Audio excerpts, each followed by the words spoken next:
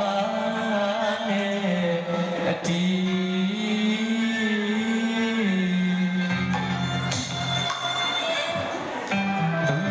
ရှိချာ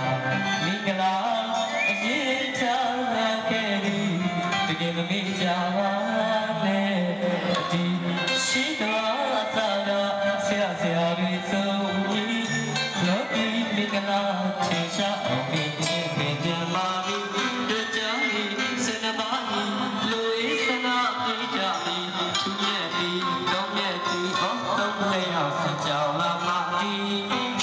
အောင်ကြောင့်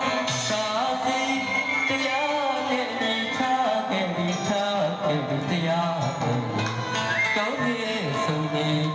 တယောက်ချင်း